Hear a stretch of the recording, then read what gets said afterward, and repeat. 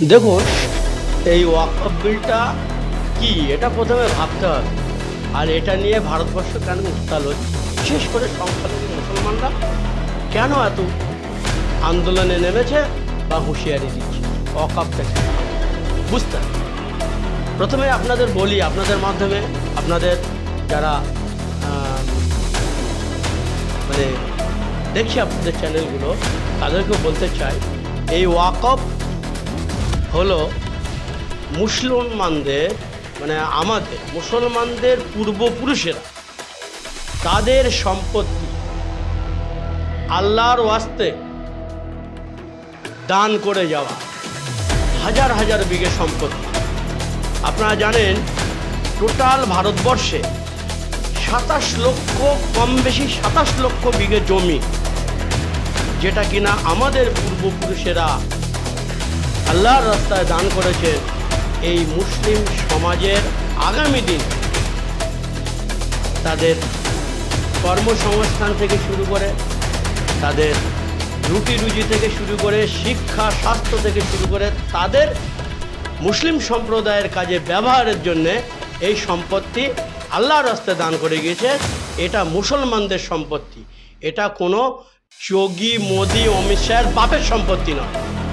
ঠিক যেমন দেবত্ব সম্পত্তি হিন্দু ভাইদের পূর্বপুরুষেরা দেবত্বর নামে উৎসর্গ করে গেছে, সেই সম্পত্তি যেমন হিন্দু ভাই বোনদের কাজে লাগে, হিন্দু ভাই বোনদের শিক্ষা দীক্ষা বিভিন্ন কর্মকাজে লাগে, ঠিক তদ্রূপ আমাদের। এবং এই ভারতবর্ষের যে সংবিধান, সেই সংবিধানে স্বীকৃতি দেওয়া আছে দেবত্ব সম্পত্তি হিন্দু ভাইরা তারা তাদের মতো করে ব্যবহার করবে, সরকারের কোনো হস্তক্ষেপ আসবে না।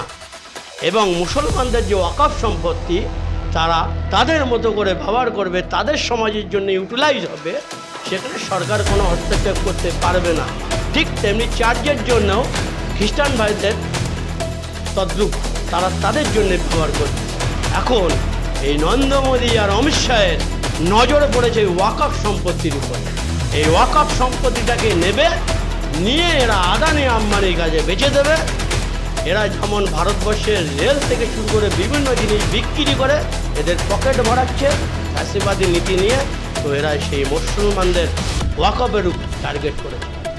তার জন্য আজকে এই ভারতবর্ষে মুসলিম সমাজ গর্জে উঠেছে। পাশাপাশি আমাদের যারা হিন্দু ভাইরা আছে, শুভবুদ্ধি সম্পন্ন মানুষ, তারাও আমাদের সঙ্গে সাথ দিয়েছে, কারণ জানে এরা বেচনদার লোক, এরা ফ্যাসিবাদী লোক, এরা ভারতবর্ষকে টুকরো টুকরো করে দিতে চায়। ডোনাল্ড ট্রাম্প মোদির বন্ধু।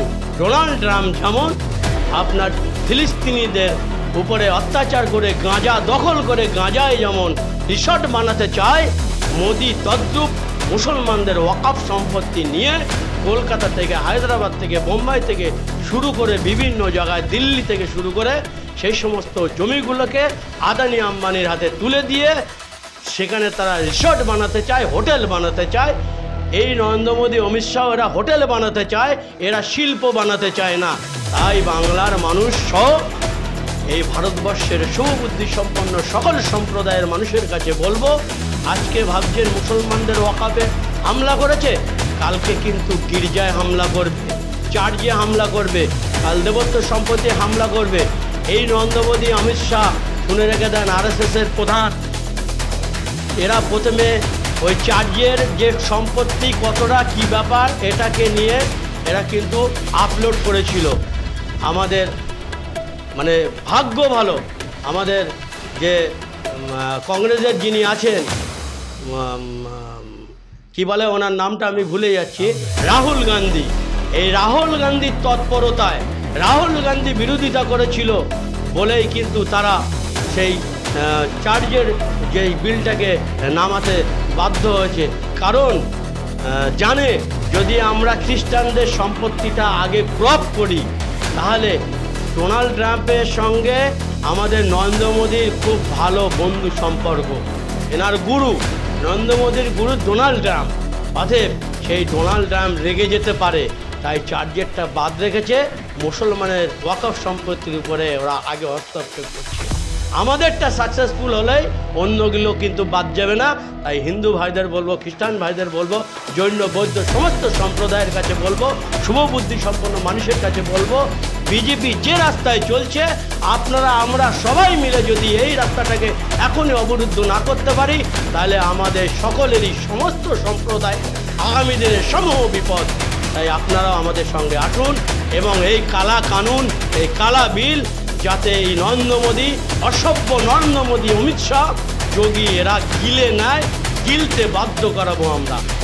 আপনারা আমাদের সঙ্গে আসুন। এই সমস্যা শুধু আমাদের নয়, এটা ভারতবর্ষের সমস্যা। এরা সংবিধানের উপরে হাত দিয়েছে, সংবিধানটাকে নষ্ট করতে চাইছে। আর সংবিধানটাকে যারা নষ্ট করতে চাইবে আমরা হাত গুটিয়ে বসে থাকবো না, তাদের হাত ভেঙে চুরে মুচড়ে দুমড়ে আমরা একাকার করে দেবো। আমরা অঙ্গীকারবদ্ধ।